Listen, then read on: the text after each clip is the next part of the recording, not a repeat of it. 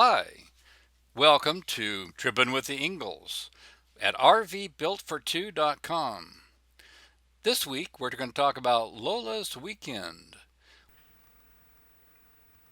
All right, success. All right, we got on our Fix It Day, we had a couple of things to do. First, we did the solar. Second, we repaired the screen latch, and the third, we had two recliner type chairs that it has a hassock, so it's not overused. The point is, the on one of the chairs it was getting real wobbly, and I tried tightening up the chair, and it just after about 2 or 3 minutes it was wobbling again.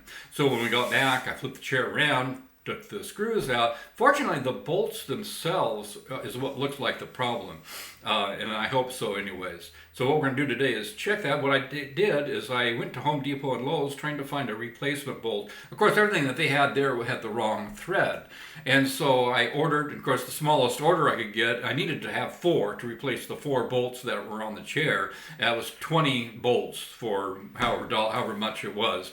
So I ended up getting a set of 4, or a set of 20, and then I'm replacing the first chair today so that we can take a look and see if that solves the problem. So here's my experience in working on the Lola's recliner chairs. The next project is to fix the bolts. We had a number of bolts. Actually, I think all 4 of the bolts that were on this chair were stripped. And so what I've got is ended up going down to Home Depot and Lowe's, not finding this, so I was able to order replacement bolts, which I hope are the right thread. And they appear to be.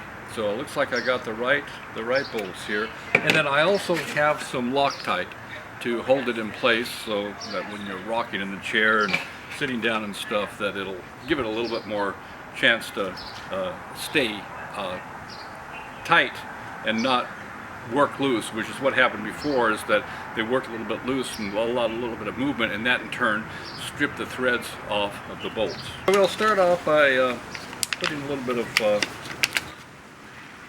Loctite.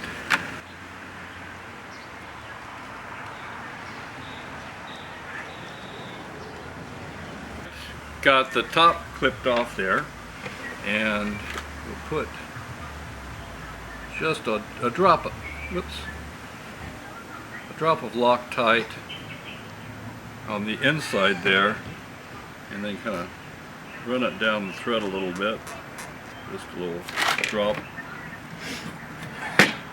and get the base lined up here.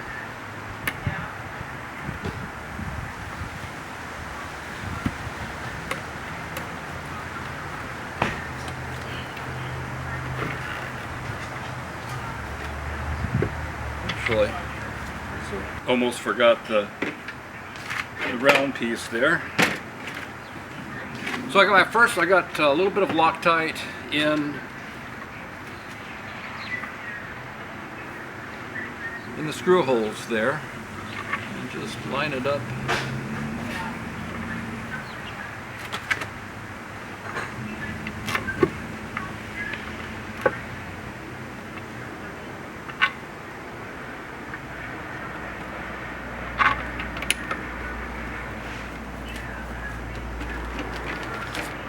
Get my next bolt out, my next screw, but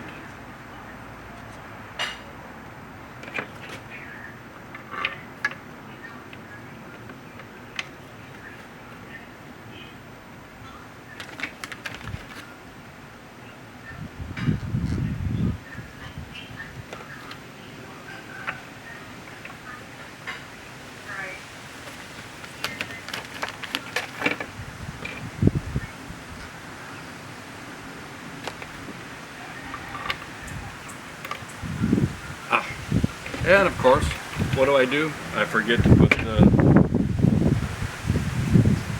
the plate in place here. We'll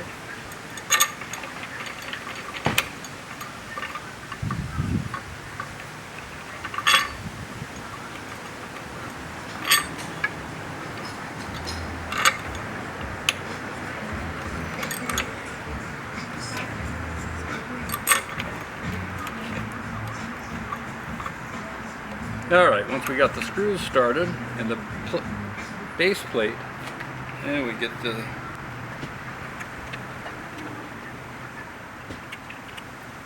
screws tightened down. And let's see, I've got one that looks getting down there pretty good. The other two need a little persuasion.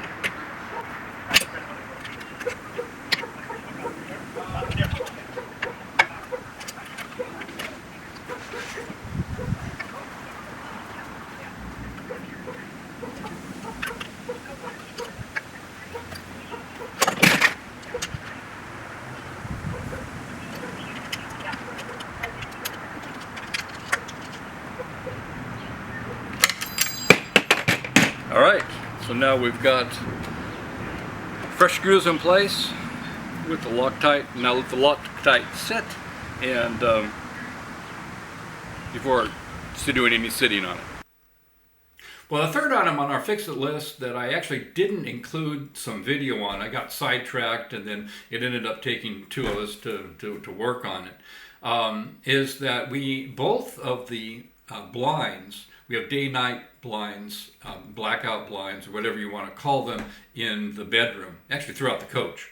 But there's two, one on a large window in the bedroom, and then the second one is on a smaller window that's across the top of the bed. Both of those, the strings, or where the strings get guided through, broke, and so they could only be down, and we couldn't get them back up again. So we took the big one, for the one for the large shade for the large window. We took that down, and Christine, with my assistance, I was just holding stuff. She's the one that understands this more complicated things. She managed to get everything restrung and get it somewhat working, but it still wouldn't go up and down. It was just tighter than something was just not working. So we kind of got to a point where, and she was concerned that you can spend quite a bit of time in getting this, trying to figure out and getting everything restrung. And then it took quite a while to get the blind off the wall and around the window, and there's a TV that's up there. So navigating all this stuff, getting the blinds down and not damaging anything too much was a really super big challenge. And so getting it back up there, so, it was easier once you know everything was how it was put together, but we think possibly it had been worked on before, maybe not reassembled quite right.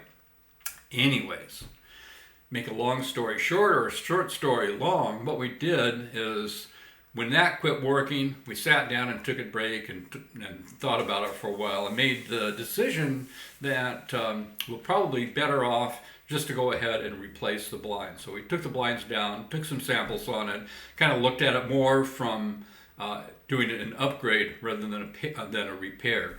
And then we decided, we're trying to figure out what color will go well with how the theme that we want for the coach as an overall, and then the bedroom specifically.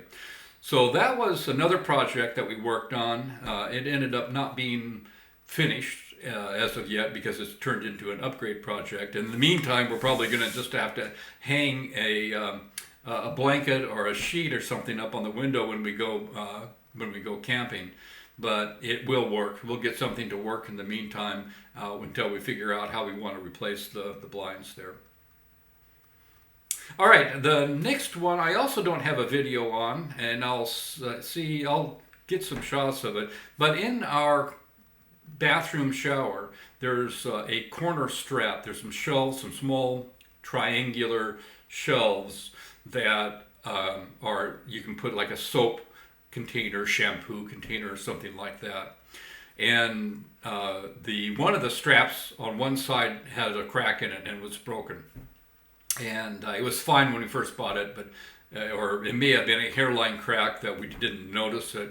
But anyways, I was going to contact Winnebago, and just out of fluke, or I just happened to remember that on the way to the local rapid transit train station, there is a Tap Plastic shop that is here, and they make they make plastics things. So I thought, well, let me take it down there. So I grabbed it one day when Christine and I were doing some of our chores, and I showed them the little piece of plastic. It was straight and then out at a 27.5 degrees or whatever it is for the half of 45, and then it had some screw holes in it. So I asked them to make two, so that way they could both match. And because the other one I didn't know how long it would last, and plus having one manufactured may not look quite the same. And even if I had bought them new from Winnebago, after a number of years, they do vary a little. They get colored and stuff like that. So went down to them. They for $14 and took a little over 2 weeks, I think it is. They manufactured two parts for me. So I took out the old ones, put in the new brackets there, the holders for the shower, and that completed our fix-it process, our fix-it weekend for doing miscellaneous things on Lola. Now, one last little update. We did get contacted not too long ago from the AM Solar, and looks like we might have an opportunity to squeeze in during one of the weeks in the next upcoming months. So stay tuned for our solar upgrade. We may have some exciting news this fall, because that's a huge upgrade that we want to do for Lola, and to be able to get us to be able to boondock and travel and live off the grid for an extended period of time. Thanks for joining, and this is Jeff at Trippin with the Engles, RVBuiltfor2.com. Bye. Thanks for joining us for this edition of Trippin with the Engles. You'll find more links on solar energy and the tools that we used at RVBuiltfor2.com. Thanks again. Bye.